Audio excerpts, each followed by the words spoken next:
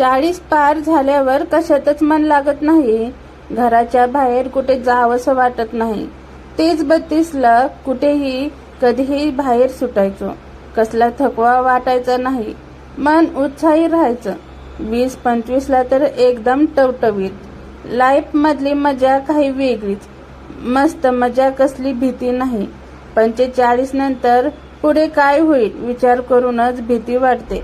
वयाचं बोलत नाही आहे मी, तापमानाबद्दल बोलते. घरी आलेल्या पाहुण्यांना ग्रीटी देण्याचे काही फायदे. तुम्ही श्रीमंत आहात, हाय फाय आहात असं वाटतं. दुधाचा खर्च वाचतो. पाहुणे पुन्हा पुन्हा चहा मागत नाही. चहा सोबत बिस्किट द्यावी लागत नाही. आणि मुख्य म्हणजे पाहुणे पुन्हा येत नाहीत. एक पुणेकर. एक तरुणी तिच्या बाळाच्या शीचं सॅम्पल घेऊन पॅथॉलॉजी लॅबमध्ये तपासण्यासाठी गेली होती. ते तपासता टेक्निशियन हैराण झाला. शेवटी तो बाहेर येऊन त्या तरुणीला म्हणाला, अहो मॅडम, ही शी नाहीये, हा तर शुद्ध तुपातला शिरा आहे. तरुणी, आया हो का? मला जरा लगेच तुमचा मोबाईल देता का प्लीज? माझा फोन बंद आहे. टेक्निशियन, का हो, काय झालं? तरुणी, अहो जरा मिस्टरांना फोन करून सांगते की त्यांनी चुकीचा डब्बा नेलाय म्हणून. चीनी टीव्हीवरील लेटेस्ट जाहिरात. सर, आम्ही तुम्हाला चक्क वटवाघूळ खाताना बघतोय.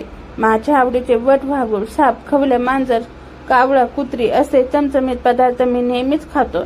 तरी इतका फिटनेस चिंग टिंग पिंग ऑइल, चिंग टिंग पिंग ऑइल असेल तर फिटनेसची चिंता डोंट वरी. मनी घराजवळच्या पिझ्झा शॉपला फोन लावते. मनी, हॅलो, पिझ्झा शॉप मॅनेजर.